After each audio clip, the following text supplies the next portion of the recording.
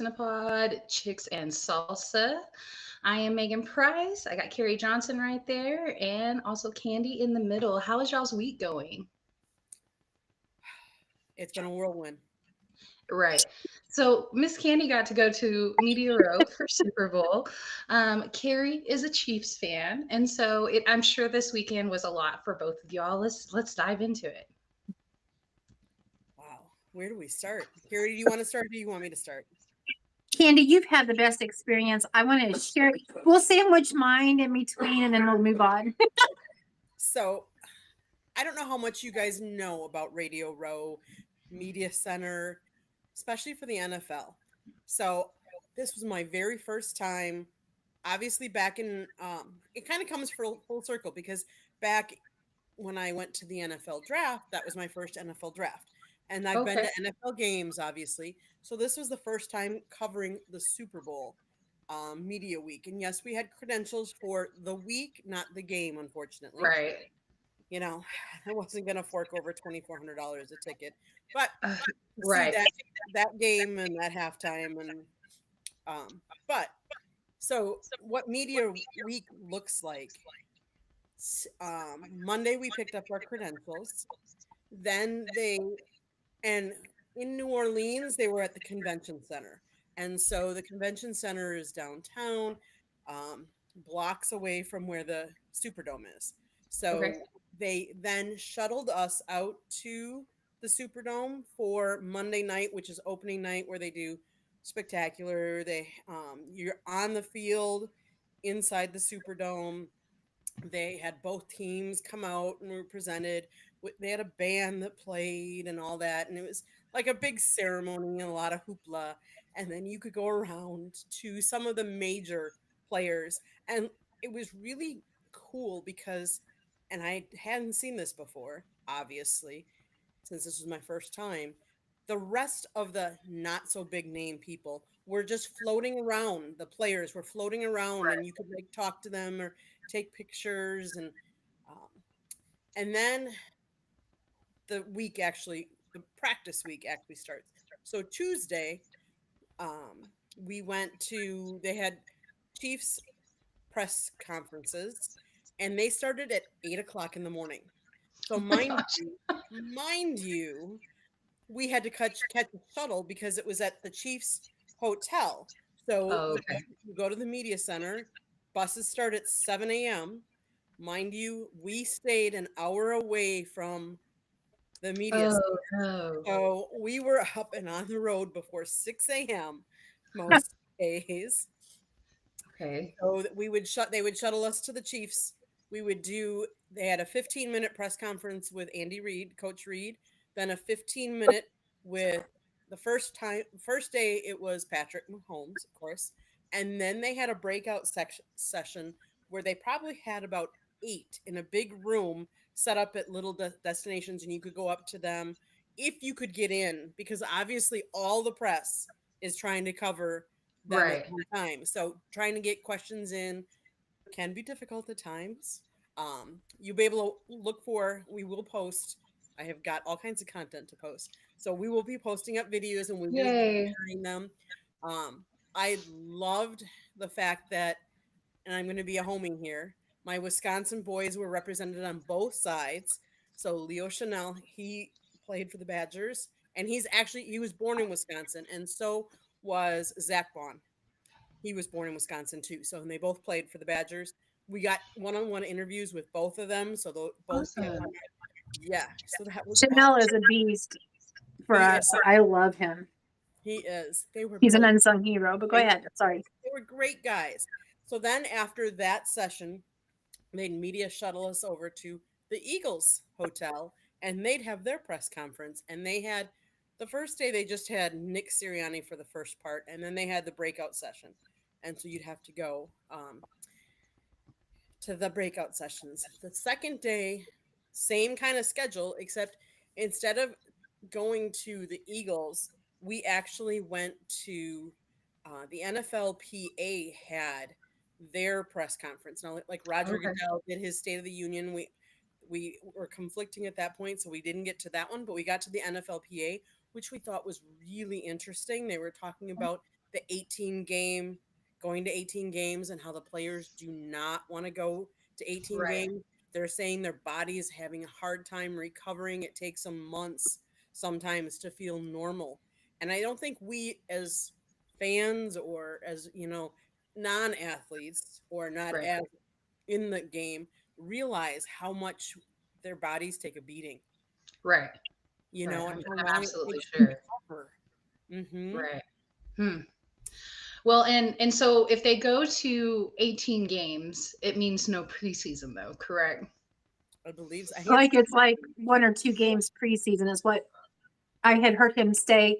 Goodell say at one point. Now, when I met Which with him, we did not obviously didn't talk about that. I was talking about the script, but sorry, just being sarcastic. Well, call them up, Carrie. Tell them we got some questions. the problem I see with going to only 2 preseason games is how do you really get a good feel for all your, not your starters, but all your backups? Like you're not You getting a can't. lot of game You can't. experience, and that's what you get with the 3 and 4th game. And I know a lot of Right. people don't like that, but you know it going in that that's what they're to do, Right. Um, and then to give you guys an idea, so Media Row at the convention center was downstairs in one of the big convention halls. There's probably about 180 tables in the middle. And those are all four-person tables, and they're all different little podcasts or news groups. Um, it could be even local news, from different places that were covering it. And then around the outside of this room were the big boys. So Pat Okay. McAfee, he had his show there. Right. I caught a little bit when he had Dan Marino on, Oh, cool. and so I got I to see. was I'm going to tell you, I was watching, I was getting because we watch Pat, and so I had him on while I was working. Like every time it would swing out I was looking at his candy. I'll take a picture of Candy if I see her. Yeah, and so we would kept going around. Like, I mean, they had a lot of big name. I wish. So here's what I'm going to say. I'm a definitely a huge NFL fan. I always have been, Right. but I am old school, and I guess I think of a football player, and he's got a football jersey on with his name on the back, so I know who he is. So Right. here now you put him in regular clothes walking around, and I'm like, is that a football player? Is that an ex-football player? Is that someone I should know? Is that not? So like I don't always recognize all the people Right. that were there. Billie Jean King was there. I That saw that. That is so cool. I saw her, but it was only quick. I didn't get a chance to really take pictures. Jordan Love was there. Yes, I had took a picture. Uh, Awesome. I didn't get a picture with him. Like they were rushing. I mean, they're on such a tight schedule, Right. and they Yeah. have their publicist. I thought it was kind of cool. They had a booth there promoting the NFL draft this year in Green Okay. Bay and then next year in Pittsburgh. And so you could talk to the people and how they're going to. Scott actually did an interview with them for the Green Bay draft this year and kind of talk a little bit how is it going to be different from like Detroit because they were in Detroit and everybody's worried about hotels and yeah, you might have Right. to Of drive course. ways, but it'll be very different. And how they make it hometown feeling. So, like at their booth, they had cheese curds and bratwurst for those of Right. us. You were like, I'm home. Yeah, yes. And they had a little spot where you could kind of do a Lambo leap, so that was kind of cool too. But like the CBS and the Foxes, they were all around. The big boys were around the outside, and so sometimes you could see some of them, you know, broadcasting live. It was really interesting because then they had 2 media workrooms upstairs where they had these huge long tables, and all the people that didn't get in Radio Row were upstairs, and so it was just Via these. Zoom. Yeah, it was Okay. huge rooms, and like there was all little different things you could go to. They had a preview of the halftime show if you Okay. wanted to sign up for that. But a lot of times, some of these were going opposite other things that you wanted to see, so Right. you couldn't do everything. It's like, There's oh, no, it's like Vegas. There's no way to do it all on one trip. There's no way. right. I'll admit, Scott's done the State of the Union with Roger Goodell on previous times. This was the first time he'd ever done the NFLPA. and they like talked Okay. about concussions. And then he actually got a one-on-one interview with Casey Keenum. So that was kind Oh, of cool, very cool. you What know. do you feel like your best interaction was as far as interviews, if it was interviews? And then, like, who do you think probably gave the best interaction from each team? Wow. I think it's not the big name guys. We Right. loved Darius Slay. He was Uh-huh. awesome to interview. Like he was just really down to earth and talked. So he was cool. Scott even got a question in with Travis Kelsey. Like Very cool. so it was really cool. He got questions in each press conference with Andy Reid. They were just down to earth and, asked good questions and they responded. It was just a really nice feeling and stuff. Um, I was really happy to be there. It was a unique experience. And like the day before all of that started, we did the whole Bourbon Street in downtown and got Right. the New Orleans flair. The fact that Mardi Gras started during the week too, Right. that meant so many more people. It was like so crowded, but it was just fun. Well, I good. My one regret, we were invited to Lee Steinberg, who's the agent for Patrick Mahomes. Right. We were invited to his party. Here I'm thinking, oh, that's great. Well, there's only gonna be how many? Well, yeah, he invites like 6 to 7 thousand people are in this Oh, museum and going around, and I'm so disappointed because I saw that after the fact. I did not see him there, but Brett Favre was there, and I would have loved oh, to take a Oh, picture. But like again, you're in this museum that's 3 floors, and he could be on one floor, and I'm on a different floor, and it's not like right. they're gonna announce who's all there. So, I mean, It's that was just if you catch them, huh? exactly. And that's the way it was with all of the things. But I mean, it was cool. It was a really unique experience. I'm so happy I got to go. All right, Carrie, I let's am talk about super the game a happy for little you. bit. I think possibly my favorite thing out of this Super Bowl game was afterwards. I have two. I have one that's funny, and then obviously Devonta Smith, losing the state championship in the same arena that he won the Super Bowl in 8 years later is something that is very special. And then afterwards, the birthday boys were eating their birthday cake right there, and their quarterback couldn't quit looking at them because they were so hungry they couldn't be interviewed. It was pretty hilarious. So Saquon and the other guy whose birthday it was, happy birthday, and pretty funny. Cooper DeJean, if you'll Oh, hear my eagle in the back. right. Thank you, Rob. Go birds! Okay, so there we go. That sounds really weird coming out of your mouth with your Chiefs sweatshirt on. I'm glad it does. Not gonna lie. So, a couple of things I'm going to remind our audience who may or may not have the last 4 shows that we've done through our 3 chicks and salsa.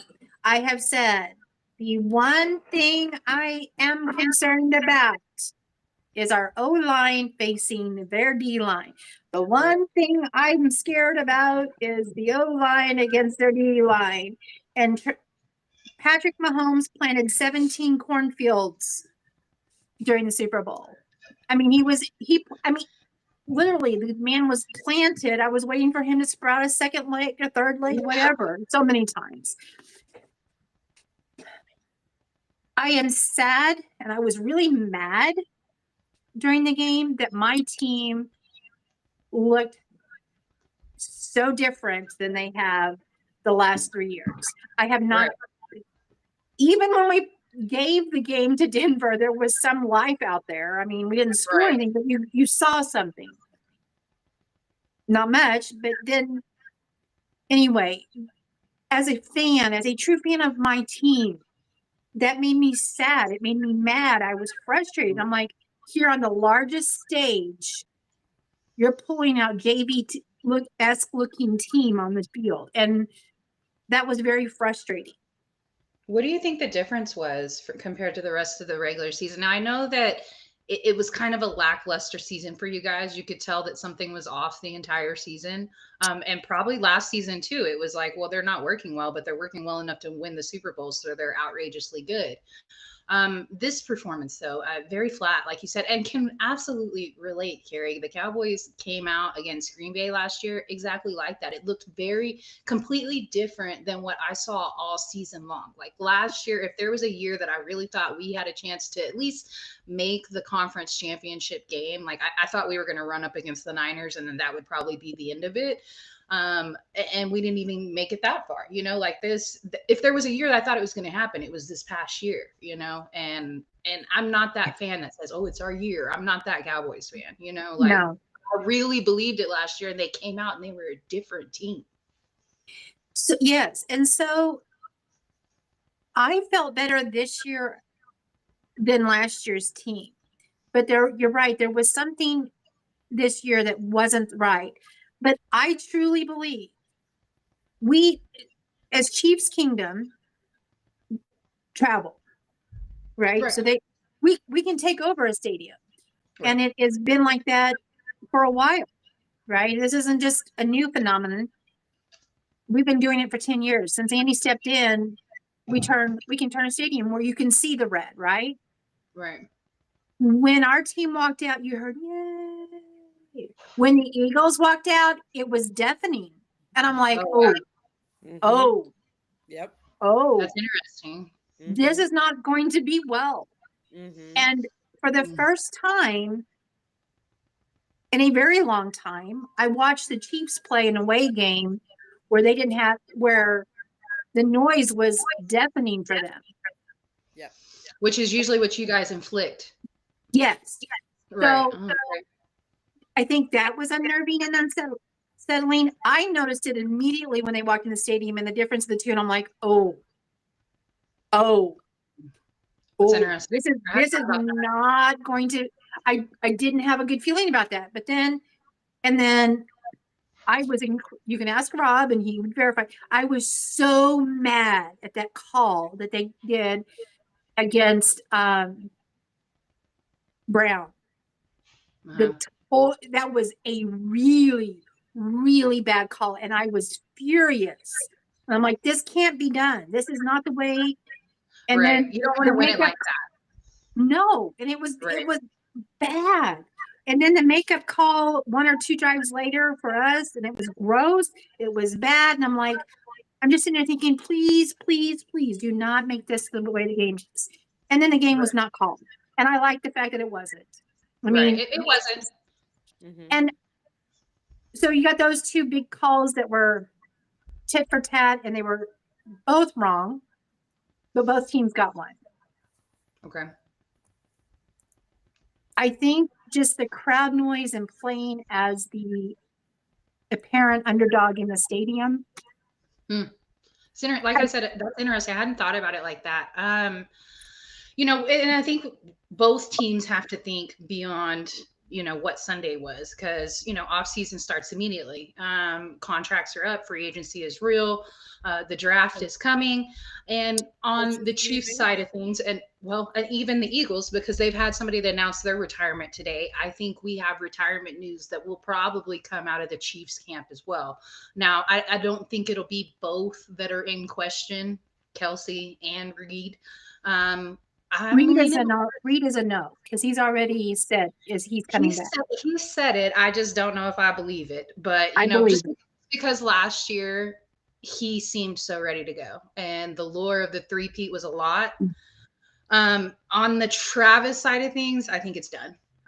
He's an excellent actor, y'all. I'm a huge fan of the American Horror show that he did, Grotesquerie, Niecy Nash. If y'all have a chance to watch it, it's so good.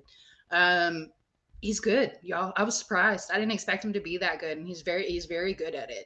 I wouldn't say he was the best actor on screen, but there were some really talented actors in that series. Like, he did very well. I think the entire season, it seemed like his heart wasn't in it, and that's okay. Maybe life has moved on for him, and that's okay. So I'm kind of leaning towards Travis, but I don't know for sure, because that's a hard way to end it, to go out like that. However, you did make the final game of the season, and you've done so much in your career already. So the worst the Chiefs have done in the last 7 years. The worst season was in in the championship for the Right. AFC. So in 7 years, 3 years we lose. We lose in a championship game, and then we lose in 2 Super Bowls. Both Super Bowls we had not good O lines, Okay. and why?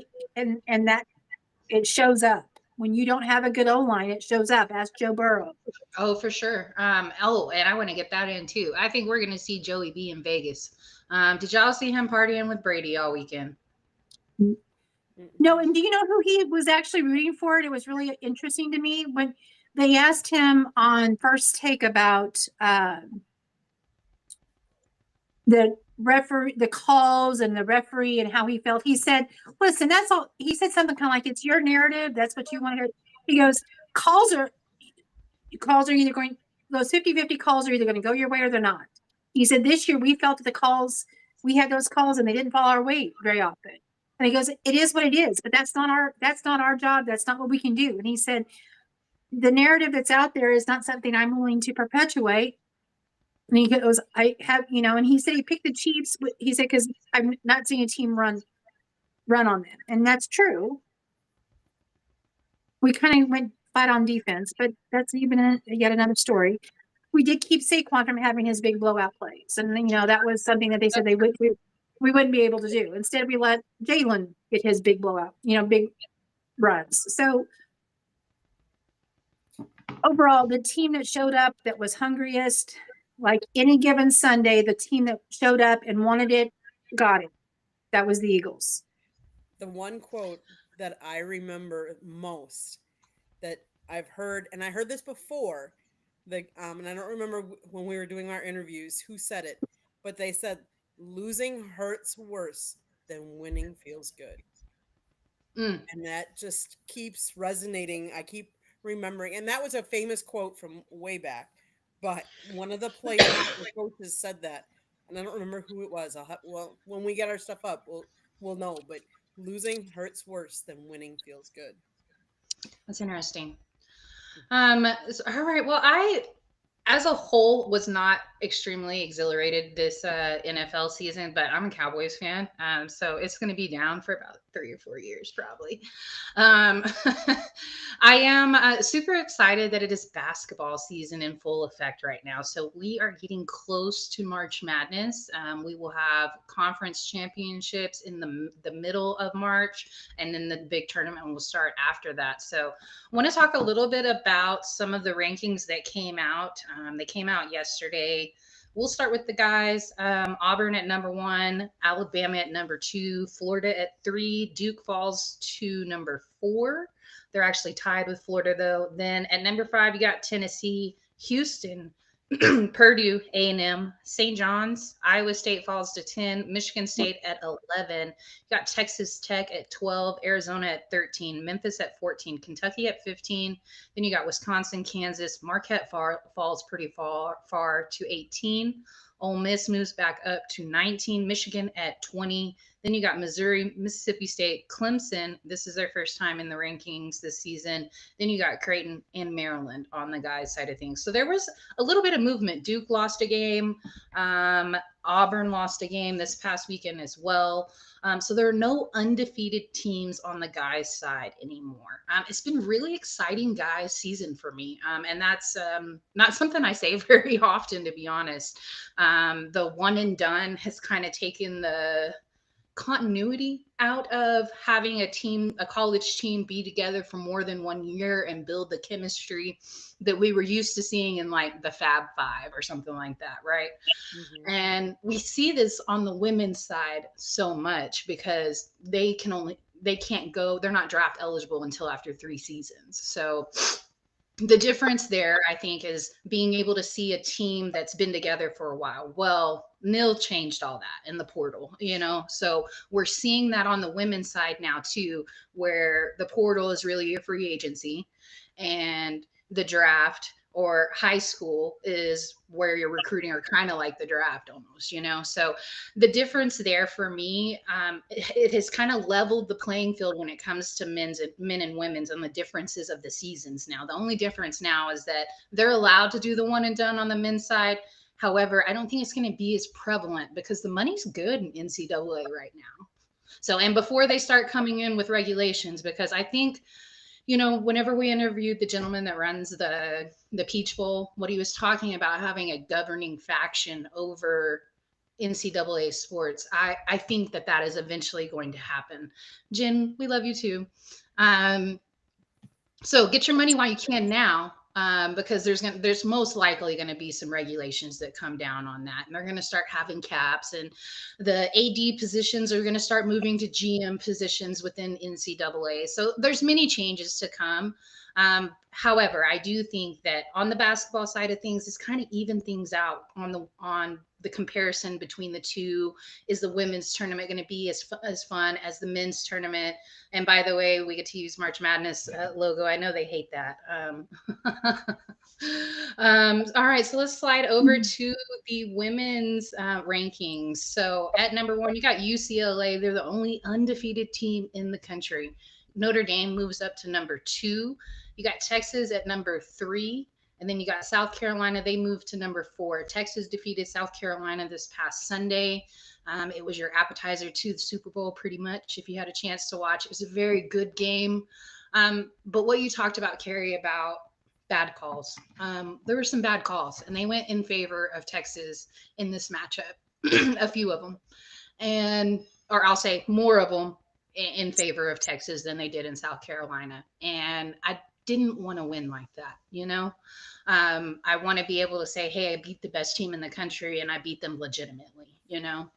And there were some calls that went in favor for us. So I just kind of look at it like, I don't think we're better than South Carolina at this point. We just won at home, and home court advantage is real. It happens.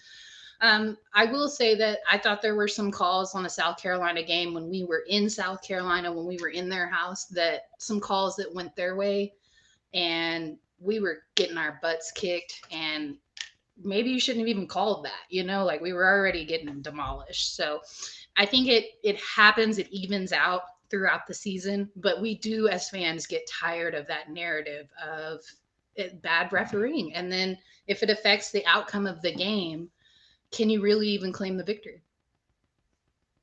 So at number 5, we got LSU, who was able to beat A&M this past weekend. Very good game.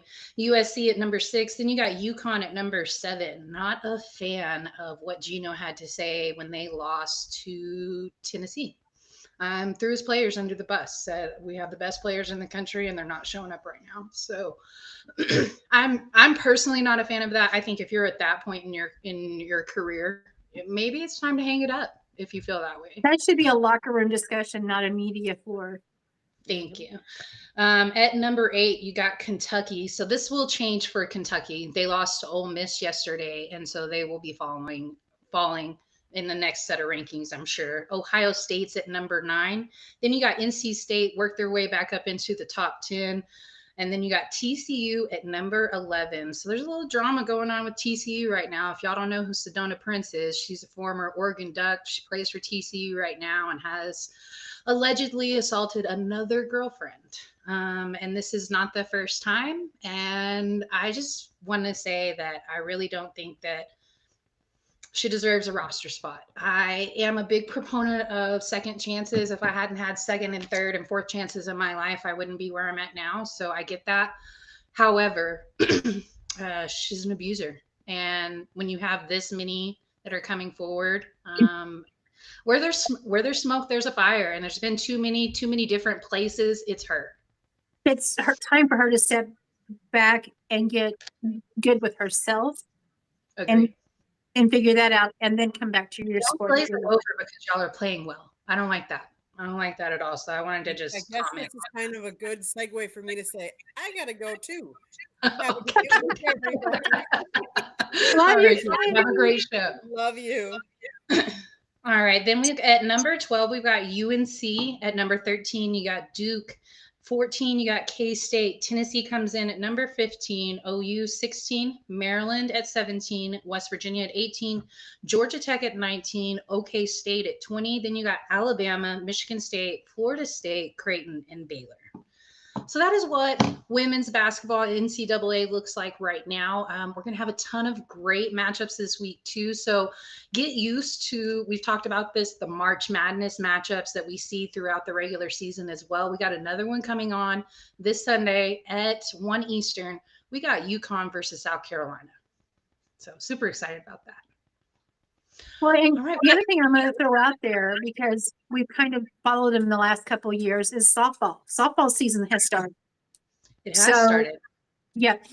So, this is a great time in this college world, I feel like, because you've got a lot of things going on. We are a month away from all of this, March Madness being full tilt. And that's going to be, and then you also get the softball tournaments right in the middle of all that too. So it's like, you have all of this going on, and that's, I don't know, I kind of like that. This is where, typically when I was growing up, my football season ended in December. And Right. I just played along to watch football, but my season ended in December. As a 54 and a half years Chiefs fan, that's what happened. But then you got to watch all the basketball, and now I not only do I pay attention to the men's, I pay attention to the women's, and I like the softball. That's fun to watch. I don't know if you've ever picked up on a softball game, but it's fun to watch those girls pitch. Oh, definitely. I'm a UT fan, obviously. So we have a pretty good program, about usually second best in the country. OU's always number one. We just can't seem to get past them. And now we got to face them in the same conference again. However, our coach had his 700th victory today. So no slouch, that's for sure. I very much enjoy softball season and really looking forward to this one to see what SEC play is like. LSU always has a good team. Vanderbilt has a good team. We'll see what this competition looks like compared to the Big 12. Article about the SEC being one of the toughest divisions in softball now because of Oklahoma and Texas. A&M has a good team. They have some really Mizzou excellent is knocking it out of the park right now. So I mean, I shared a couple of things of theirs to Chicks and Salsa. It was like, dang, I'll represent. I should have worn my Mizzou sweatshirt. Oh well. No, they're good this year too. So I mean, I think that's really cool for the SEC. I know that these big major league, or that the big monster SEC league is a topic of soreness for NCAA fans, but at least the Pac-12 fans. Well, that and ACC kind of a little tender about it, but they're coming back. ACC is going to be okay. The schools the programs that they added are strong programs. Look at what SMU did this year in football. That was something that was really special, and they haven't been there in forever. And Cal has a great program. Stanford has great programs. They will be okay. And I know it takes time to adjust. And obviously, I'm not someone that's a fan in the ACC, so it's still a basketball conference, though. It is what it is. Well, I can also tell you that being a Mizzou fan, where we were in the Big 12, and then going into the SEC, and should I say fan? Let's say a follower. I'm becoming more of a legitimate fan as they progress through in the SEC. But the first 2 years, it felt like we were sliding through the dirt on our face in all the competition. And you're like, oh my Lord, why did we leave the Big 12? As a fan, I'm like, why did you leave the Big 12? Or at least you had some success. You could have success.